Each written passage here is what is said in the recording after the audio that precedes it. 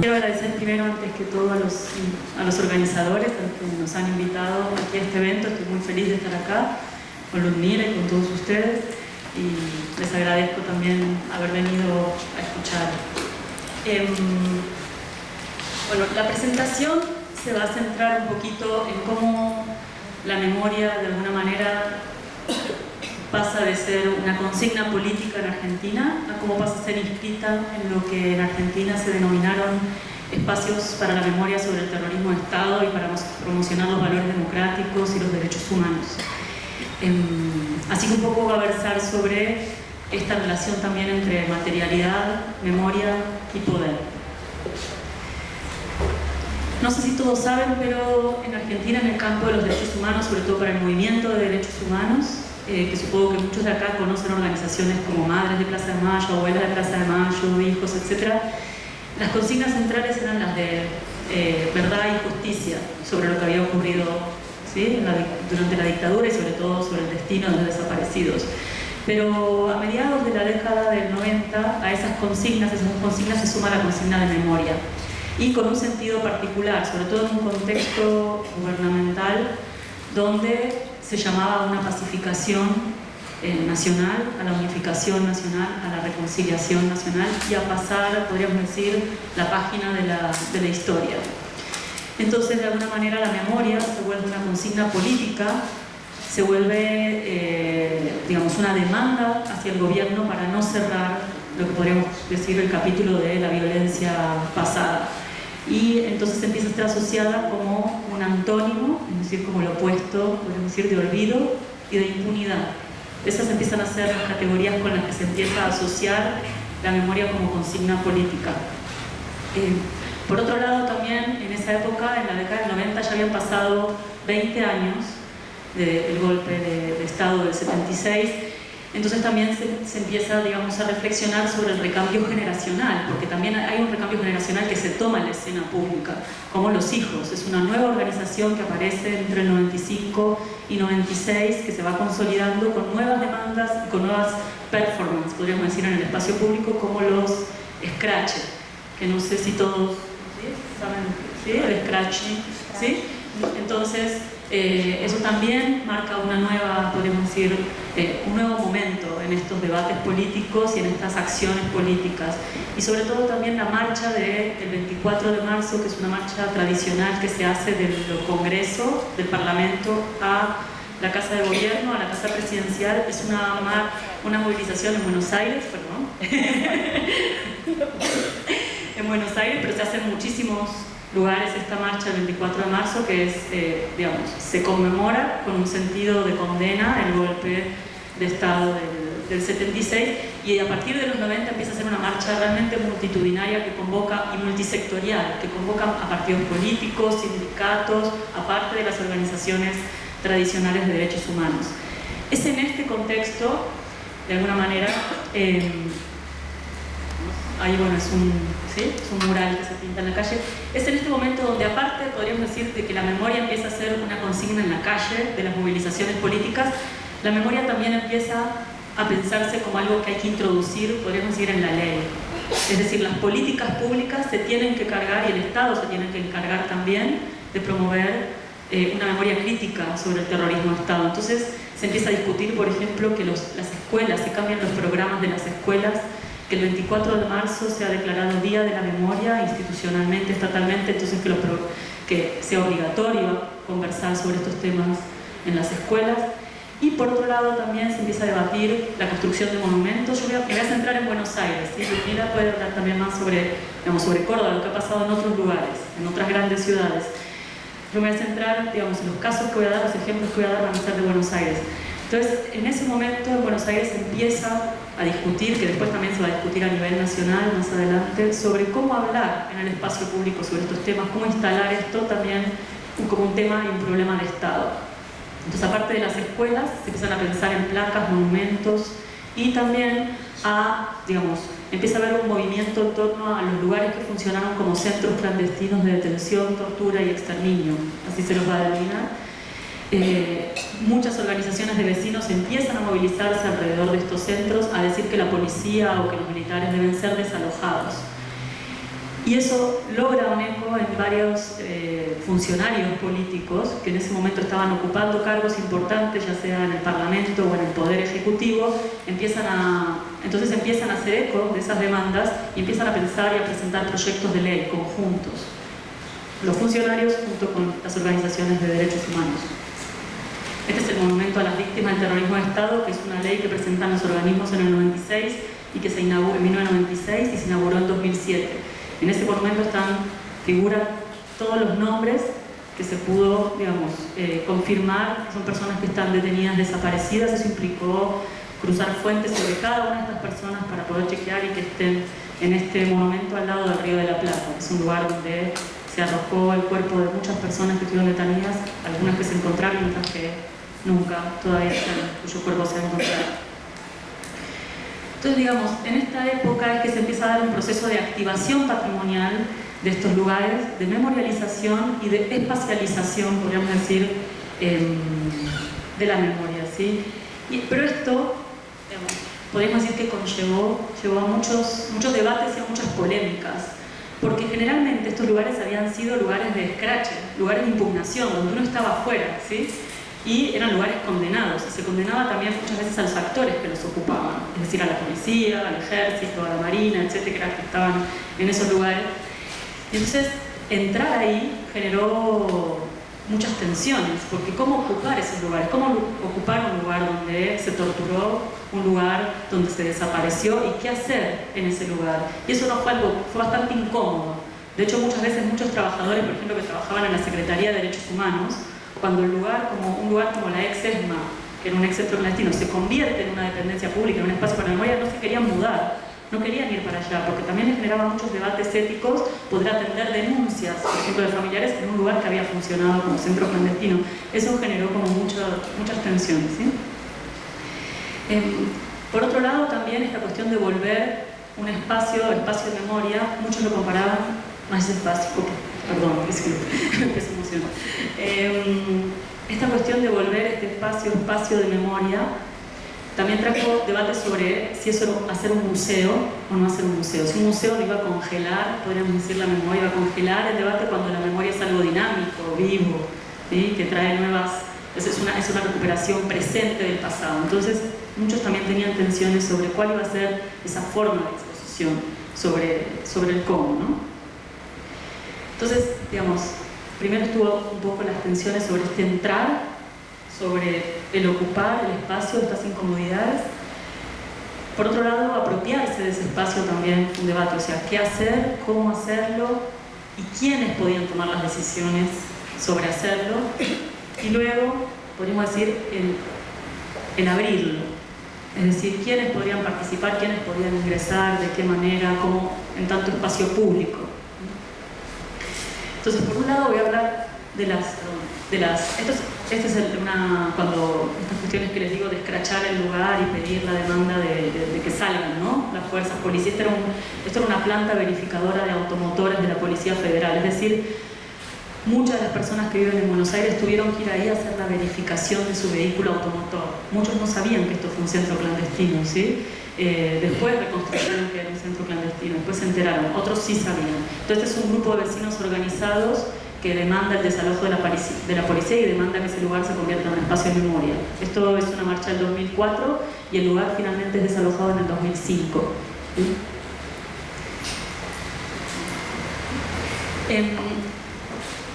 Entonces, bueno, podríamos decir, voy a distinguir algo. Algunos de los debates giraron en torno a qué hacer en este lugar, con este lugar, o sea, con esa materialidad, podríamos decir. Pero otros fueron sobre qué hacer desde este lugar. Y en esto hay una tensión sobre el adentro, podríamos decir, y el afuera. Es decir, qué hacer con ese lugar en tanto espacio edilicio, materialmente, etc. Pero desde ese lugar también implicaba pensar cuál era la articulación con los vecinos, qué actores políticos, ¿sí?, iban a participar en los debates, qué se iba a contar también de ahí, cómo se quería transmitir ciertos relatos desde ese lugar. Por ejemplo, un debate grande fue, yo lo voy a poner en términos de memoria literal, memoria ejemplar, tomando un autor que es Todorov, simplificando algunas cosas, pero lo que quiero decir es, vamos a contar el horror, por ejemplo, vamos a contar acá cómo se torturaba, o en realidad vamos a contar qué proyectos políticos tenían las personas que fueron detenidas, desaparecidas, ¿sí? Entonces, ¿qué queremos contar acá? Queremos contar desde este lugar, un lugar que asociamos a prácticas de violencia genocida, ¿sí? Entonces, ese fue uno de los debates. Por otro lado, ¿cómo hacerlo? Unos debates sobre la materialidad tuvo que ver con la conservación o la reconstrucción. Es decir, vamos a reconstruir este lugar. Ese lugar había sido modificado, digamos, generalmente por las fuerzas policiales, militares, etc. Entonces, vamos a reconstruir, por ejemplo, una sala de tortura, vamos a reconstruir una celda, o en realidad vamos a conservar las marcas de lo que hubo, cómo se borró, de alguna manera el trabajo de impunidad, cómo se construye, podemos decir, política y materialmente la impunidad. Y entonces vamos a mostrar eso, en realidad, cómo se trató de ocultar los usos previos de este lugar y cuáles fueron sus funciones políticas. Entonces, ese fue otro debate e implicó entonces que ciertos especialistas tuvieron un rol muy importante en cómo se manejaron estos espacios. Los conservacionistas, los arquitectos, los arqueólogos vinieron a trabajar en estos lugares generalmente para descubrir las huellas, es decir, ver las huellas materiales del funcionamiento del centro clandestino. No sé si, bueno, más adelante les voy a mostrar fotos sobre estos lugares para ver eso.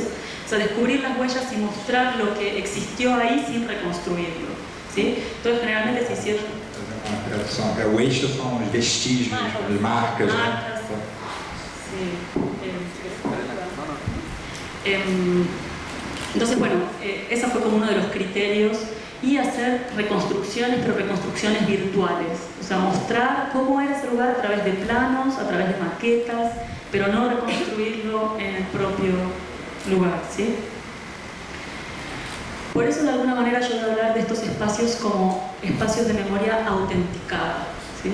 Y eso es un poco lo que me voy a meter más como en el debate ya más político, podríamos decir, acerca de estos espacios. Es decir, se buscaron huellas que acreditaran después los testimonios dados sobre todo por los sobrevivientes o por familiares acerca de estos lugares. Y en ese sentido, yo considero que estos lugares tienen un gran poder. Es decir, porque es este poder, podríamos decir también, de la materialidad, de los objetos, que por un lado son materialidades que traen algo de ese pasado a este presente, ¿sí? Y por otro lado los reconstruimos o les damos sentido desde este presente. Pero en realidad son, podríamos decir, como supervivientes del pasado, esos objetos, esas materialidades, etc. Entonces, considero que tienen un poder ambiguo. Por un lado como les digo, de conservar, y por otro lado donde pueden tener numerosas reinterpretaciones, más allá de la conservación. Entonces, estos lugares se convirtieron en lugares muy importantes y poderosos desde donde narrar y de donde construir, podríamos decir, o plasmar relatos memoriales, y a la vez, obviamente, lugares donde se disputan esos relatos y la posibilidad de construirlos y la posibilidad de construir memoria pública, podemos decir, de estos lugares.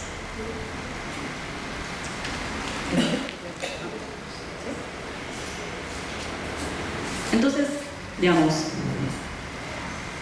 ¿qué quiero resaltar con esto?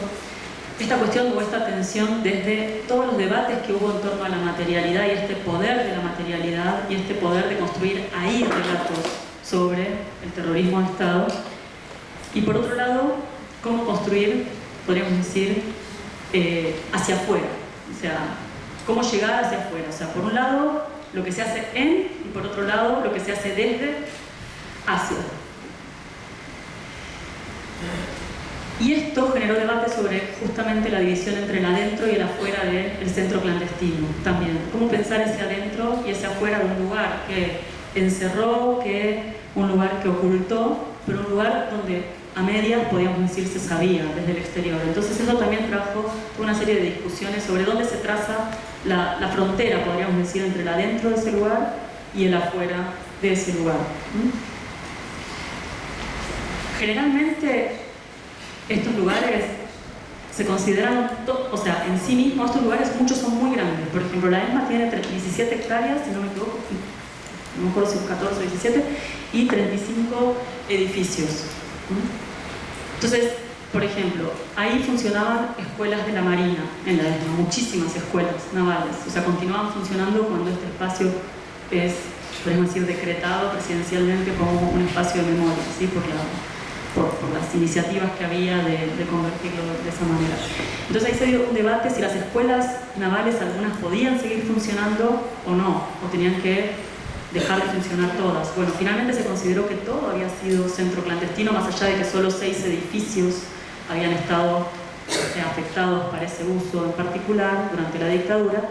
Se consideró que todo el predio había sido centro clandestino de detención, que todo debía ser refuncionalizado como espacio para la memoria, y todas las escuelas fueron desalojadas. Eso obviamente generó muchísimo debate. Entonces, por lo menos en Buenos Aires, el criterio fue que estos espacios, que habían tenido múltiples usos y que quizás ahora tenían también todavía muchos actores diversos ocupándolos, tenían que ser completamente desalojados, que la refuncionalización debía ser total. Entonces, esta es una foto aérea de la ESMA, la anterior. ¿Sí? Ahí se ve toda esa manzana, es el predio de la ESMA. Este es el plano. Lo que está marcado ahí, separado, son los edificios que fueron afectados con el uso como centro clandestino. Todo el resto, ¿sí? Tuvo otros usos durante la dictadura. Y entonces, bueno, esta es la señalización externa de uno de los edificios, que es el 4 columnas. Esta es la señalización interna pero externa de los edificios, digamos, de los caminos que recorren el predio. Esto es lo que les comentaba de la intervención edilicia. El criterio que primó es una tendencia a mostrar las marcas. Bueno, este es un cartel que explica eso, pero no a reconstruir. Entonces acá se ve como el predio, como también creo que va a ser, no sé si es el criterio de este edificio o no, mostrar, podemos decir, cómo conviven distintas épocas en un mismo lugar. Esta es la entrada a lo que eran las salas de tortura de la ESMA. Bueno, esto era como era antes de ser museo. Ahora hay un edificio que es casi no oficial, es que es museo, que eso fue todo un debate también, ¿no? Si quieren después podemos profundizar en eso. Esto es como es ahora que es museo. Hay una muestra donde están unas fotos que sacó un fotógrafo que se llama Víctor Basterra, que logró, él fue detenido, desaparecido, liberado, y logró sacar con él unas fotos que a él obligaban a tomar a los detenidos para hacerles quizás documentos, bueno, hay fotos militares que eran para hacer documentos falsos para ellos, que sacó este fotógrafo, y esto que son fotos, estas me las sacó Víctor Basterra, estas fueron fotos recuperadas, tomadas en la ESMA de detenidos, entonces fueron puestas ahí. Esta es la entrada del museo que hoy existe en la ESMA, en el casino oficiales, que bueno, generó muchos debates. Y, no sé, creo que, bueno, este es el edificio de la Asociación Madres de Plaza de Mayo, ahí en el predio de la ESMA. Pero ¿qué les quiero mostrar con esto? Un poco, todos los debates que hubo en torno a la materialidad de estos espacios, por un lado, y también las sectorizaciones que se hicieron en términos de los usos posibles en términos más morales, podríamos decir. Porque en el sector, en estos edificios hubo un sector donde funcionaba el centro clandestino y otro sector donde generalmente se decían haciendo otras actividades más cotidianas, rutinarias, etc. Entonces, cuando se toma posesión de este lugar, cuando se lo ocupa, se genera todo un debate sobre dónde mostrar, o sea, qué mostrar, dónde mostrarlo, ¿sí? ¿Qué se puede hacer en este espacio?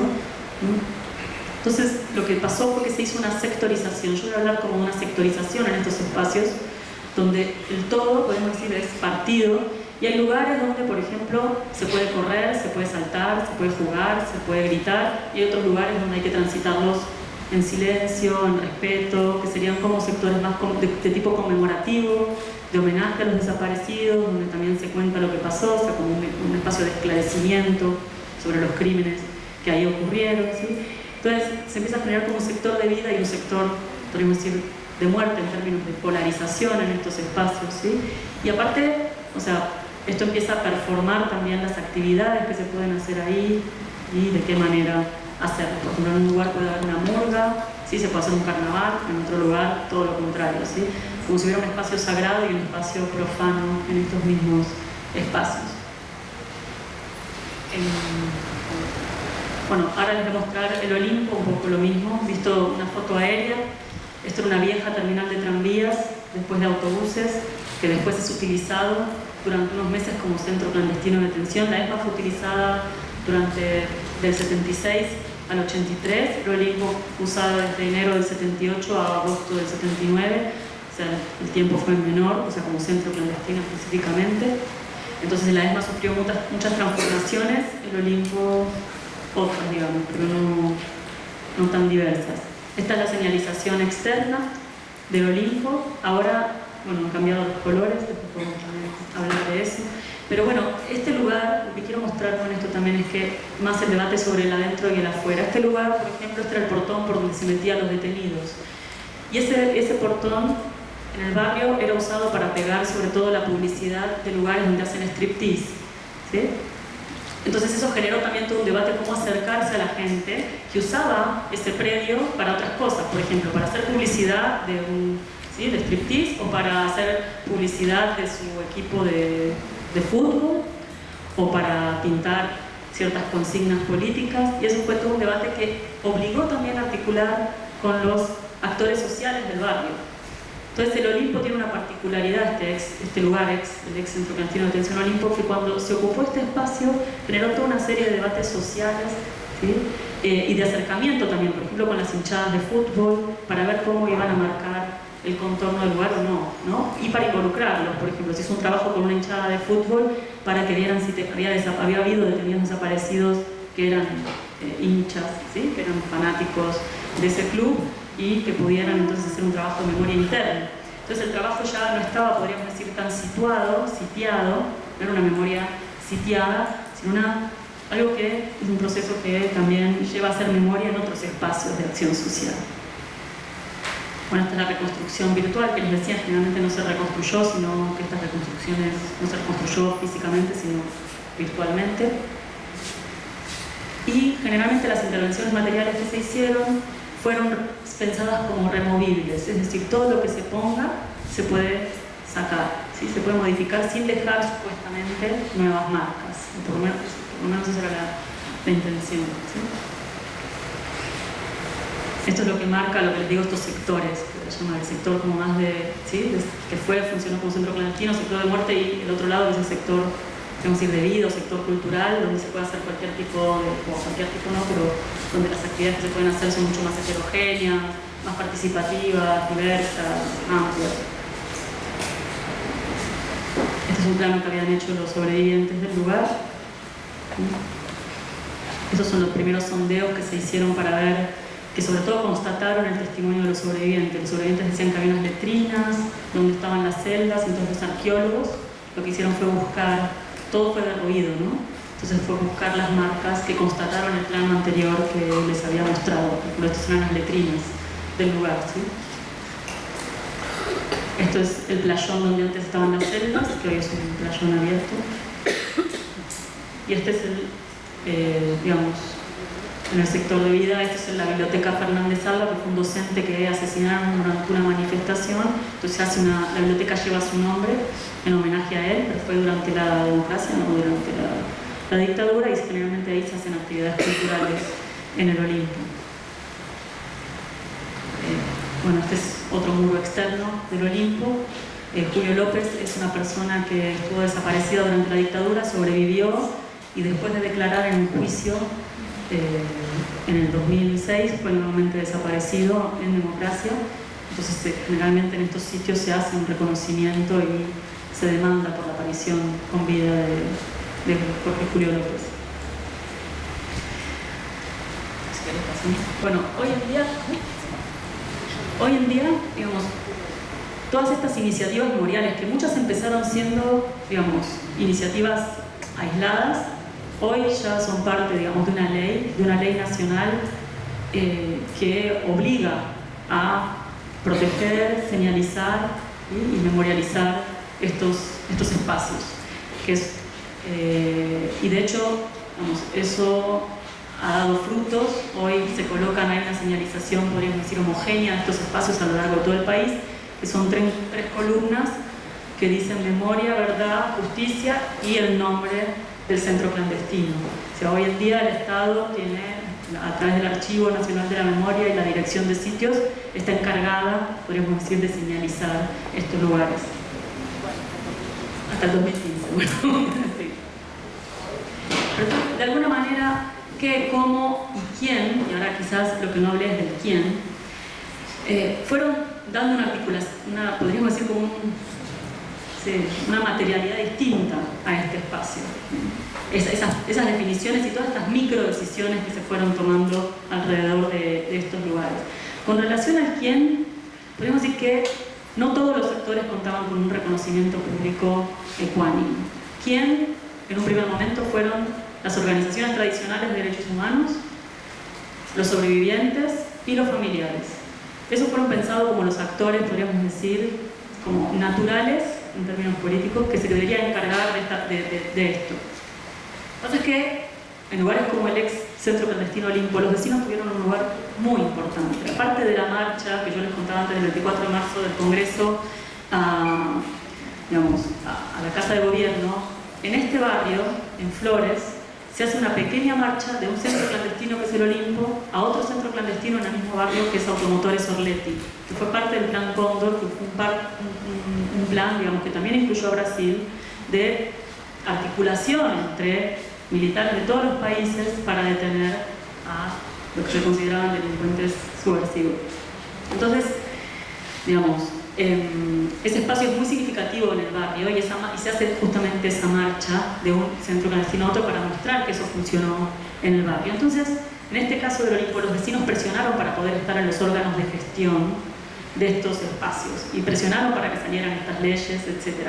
Y eso generó una serie de debates, porque no podríamos decir que no todos contaban con el mismo capital de reconocimiento político e institucional.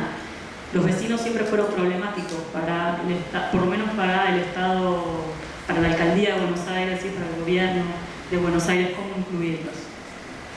Y eso obviamente generó rispideces, etc. Entonces, ¿qué quiero decir con esto?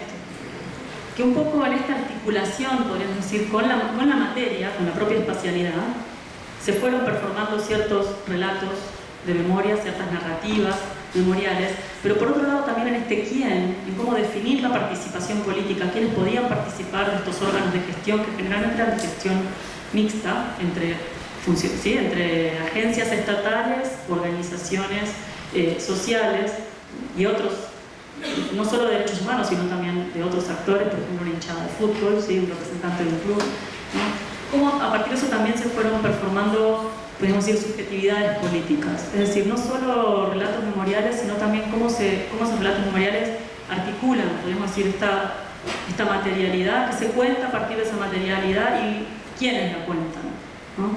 Quiénes participan en esa construcción. Y de alguna manera esto como trajo algunas, podríamos decir, tensiones y polarizaciones entre, podríamos decir, por una parte, muchas veces en determinados contextos, fortalecer una memoria que se podría llamar una memoria autenticada a partir de la materialidad de estos sitios, y una memoria, podríamos decir, que voy a llamar, por poner un nombre, transformadora. Es decir, no solo una memoria ligada al sitio, a contar el sitio, una memoria situada, hacerlo hablar, sino una memoria que promueve debates fuera también del lugar, de lo que está pasando ahora, del presente, ¿sí? De nuevas violaciones a los derechos humanos, de nuevas demandas que muchas veces no eran audibles para las organizaciones tradicionales de derechos humanos. Les voy a poner un caso, por ejemplo. Las abuelas de Plaza Mayo y los hijos, etcétera, las organizaciones tradicionales demandan por la apropiación de niños durante la dictadura, la apropiación ilegal, sobre todo cuando sus madres estaban en cautiverio. Pero hay otras organizaciones, por ejemplo, que demandan sobre el derecho a conocer su origen biológico, y justamente en Flores había una organización que era de chicos que fueron adoptados durante la dictadura, pero que no fueron niños apropiados, porque por la propia dinámica de las leyes durante la época de la dictadura hubo otras apropiaciones, no solo apropiaciones de niños cuyas madres estuvieron en cautiverio, sino también apropiaciones de niños, por ejemplo, en los hospitales, a través de las iglesias, con las monjas, etc. Hubo podríamos decir, otras formas también de adopción no legal. Entonces estos chicos estaban demandando también que el Estado los ayudara, les permitiera, les aprobara poder conocer su origen biológico. Entonces, y esta organización hoy tiene un lugar en la mesa de trabajo y consenso, que es este órgano de gestión sobre el Olimpo. Y eso implicó toda una serie de debates y una serie, podríamos decir, de actualización de las demandas y tener que abrir el espacio para otros grupos, para otra gente. Eso no pasó en todos los espacios de memoria, ¿sí? Entonces yo creo que esta forma de participación, podríamos decir, amplía el lugar, ¿no? En vez de ser una memoria situada ahí, es una memoria que tiene que salir, ¿sí? Y que a veces tiene que dejar entrar otros debates al lugar. Esta es la ESMA, esto fue en la última marcha del 24 de marzo. Yo no sé si saben, pero este gobierno ha cambiado el discurso, digamos, sobre los derechos humanos. Por ejemplo, impugna a las organizaciones de derechos humanos que no han sido 30.000 desaparecidos, sino que son menos. Entonces, esta fue una exposición de contestar ese discurso gubernamental y de afirmar que son 30.000, y que si todavía no se sabe el número exacto no es porque las organizaciones mientan, sino por las características que asumió el genocidio en Argentina o el terrorismo del Estado en Argentina.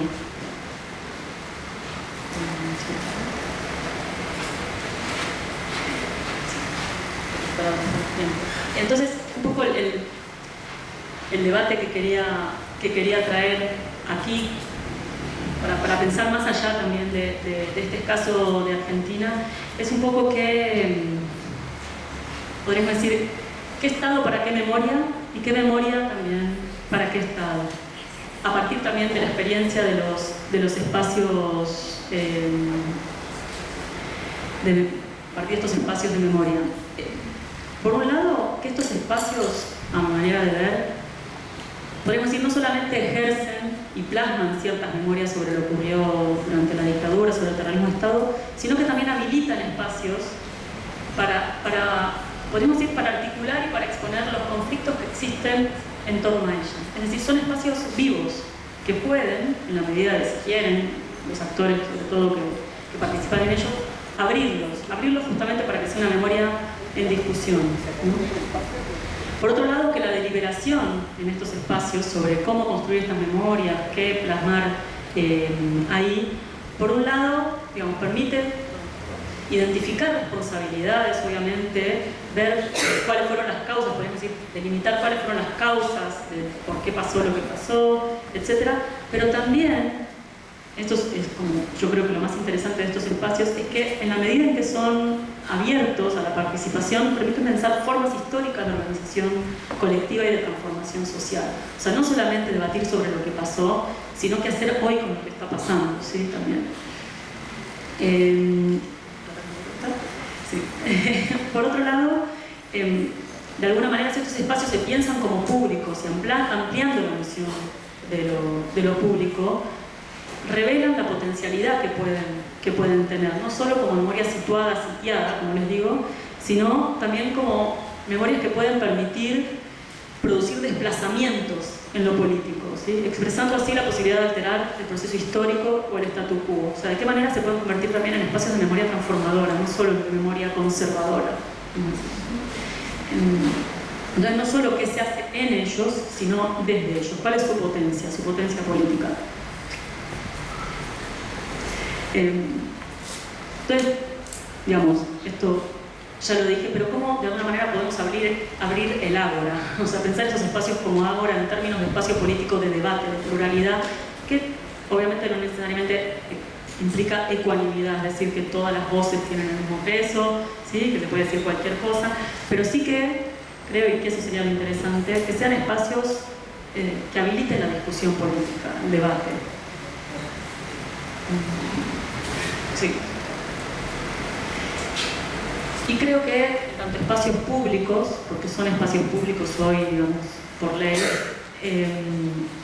también pensar, digamos, qué estatalidades se construyen, es decir, cuál sería la mejor manera de que el Estado podría ocuparse de estos lugares, ¿sí? Entonces, creo que hay dos cosas que yo rescataría.